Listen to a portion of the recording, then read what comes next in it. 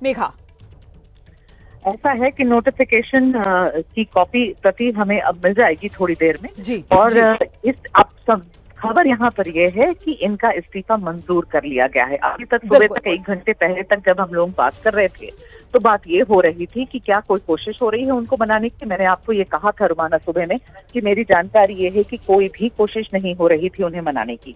तो मनाने की कोशिश की बात अब थी ही नहीं। अगर यही बात होती तो शायद ये इस्तीफा इन द फर्स्ट प्लेस होता ही नहीं। ये इस्तीफा हुआ और आज तड़के सुबह जो वर्किंग आवर्स जब शुरू हुई, पार्लियामेंट शुरू हुआ, तो ये मीटिंग हुई। एक प्रधानमंत्री जी जब यहाँ पर आए उसके बाद और उसके पहले भी अहम मीटिंग चल रही थी। राजनाथ जी थे, शिवराज जी थे, अमित शाह जी थे, इन सब की मीटिंग चल रही थी और मुझे लगता है कि इन सब मीटिंगों के दौरान ही इस बात को फाइनलाइज किया गया था कि अब इस्तीफा को मंजूर कर लेना है। तो इस्तीफा मंजूर हो गया है और जबकि औपचारिक ऐलान हो गया है उपराष्ट्रपति के इस्तीफे का, ऐसे में उसका मंजूरी का भी अब तो बाकायदा सदन को ये आवश्यक सूचना दे दी गई है। तो कुल मिलाकर अब ये कहा जाएगा कि विपक्ष जो अभी तक थोड़ा संभल कर अपने हमलों में नजर आ रहा था, खुला मैदान अब तो विपक्ष को मिल गया सरकार की घेराबंदी करने का इस इस्तीफे के मुद्दे पर। मेघा, देखिए, विपक्ष के लिए तो रुमाना, देखिए ऐसा है कि विपक्ष के लिए तो पिछले 6 महीने से विपक्ष एक ही रट लगा रहा था। पिछले सेशन आपको याद है विपक्ष क्या कह रहा था? विपक्ष कह रहा था इनका इस्तीफा लो, इनका इस्तीफा लो। आपको अगर पिछले 3-4 साल में अगर एक दृश्य जरूर हमेशा याद आता होगा संसद के परिसर को लेकर, तो वो ये दृश्य है। आपको याद है अगर कल्याण बैनर्जी की, जहां राहुल गांधी खड़े होकर वीडियो बना रहे थे।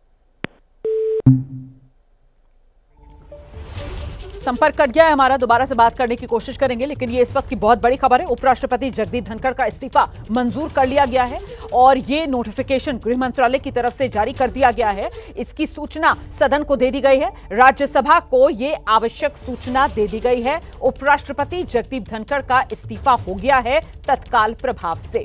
ये सूचना दोपहर 12 बजे जैसे ही राज्यसभा की कार्रवाई जब दोबारा शुरू हुई थी सदन को दी गई, उसके बाद विपक्ष के सांसदों की तरफ से जोरदार हो हल्ला शुरू हुआ और एक बार फिर राज्यसभा की कार्रवाई को स्थगित करना पड़ा है। आज शाम 5:30 बजे राज्यसभा में बीएससी की बैठक उपसभापति हरिवंश करेंगे बैठक की अध्यक्षता। अब ये भी जानकारी सामने आ रही है। देखिए, कल ये बैठक शाम 4:30 बजे जो होनी थी बिजनेस एडवाइजरी कमेटी की, वो हो नहीं पाई थी और माना यह गया था कि यह भी एक वजह, जो कयास लगाए जा रहे हैं कि अचानक से आखिरकार जगदीप धनखड़ ने इस्तीफा क्यों दे दिया। तो ये बिजनेस एडवाइजरी कमेटी की कल शाम 4:30 बजे जो बैठक जगदीप धनखड़ ने बुलाई थी, उसमें ना तो संसदीय कार्य मंत्री किरण रिजिजू पहुंचे थे और ना ही सत्ता पक्ष की तरफ से राज्यसभा में नेता सदन जेपी नड्डा पहुंचे थे और इसके बाद ये बैठक आज के लिए टाल दी गई थी। अब बड़ी खबर यह है कि यह बैठक शाम 5:30 बजे होगी और क्योंकि जगदीप धनखड़ का इस्तीफा स्वीकार कर लिया गया है, तो ऐसे में अब जो राज्यसभा के उपसभापति हैं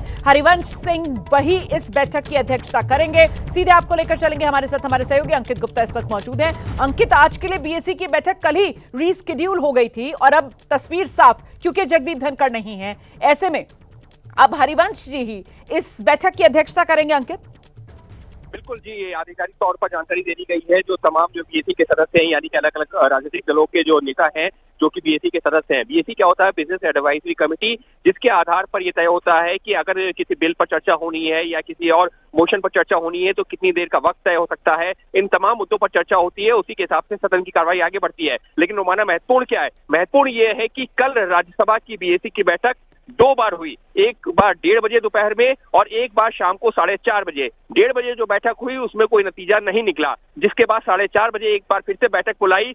किसने? जो कि जो है उस दौरान राज्यसभा के चेयरमैन थे, क्योंकि अब उनका इस्तीफा मंजूर हो चुका है, यानी कि तत्कालीन राज्यसभा के चेयरमैन जगदीप धनखड़ ने। लेकिन 4:30 बजे की बैठक में जो सत्ता पक्ष से जुड़े हुए जेपी नड्डा नहीं पहुंचे, किरण रिजिजू नहीं पहुंचे और वो बैठक भी इनकॉन्क्लूसिव बताई गई और ये कहा गया कि आज, यानी कि आज मंगलवार वाले दिन ये बैठक फिर से बुलाई जाएगी। लेकिन इससे पहले ये पूरा घटनाक्रम सामने आ चुका है और अब जबकि जो है उपराष्ट्रपति जगदीप धनखड़ का इस्तीफा मंजूर हो गया है, तो अभी जैसी जानकारी मिली है, जो हमारी नेताओं से बातचीत हुई है, तो उनको ये बताया गया है कि अब क्योंकि जो है उपराष्ट्रपति जगदीप धनखड़ का इस्तीफा मंजूर हो गया है, तो उनकी एब्सेंस में जो उपसभापति हैं, यानी कि जो राज्यसभा के जो है डिप्टी चेयरमैन है हरिवंशी, वो इस बैठक में जो है शामिल होंगे और उनकी एक तरह से अध्यक्षता में होगी ये बैठक। जी बिल्कुल, देखिए अब जो उपसभापति हैं वही राज्यसभा की एक तरीके से आप कह सकते हैं कि कार्यवाहक सभापति के तौर पर अब कामकाज संभालेंगे, यही प्रावधान संविधान में है। और ऐसे में अब बीएसी की बैठक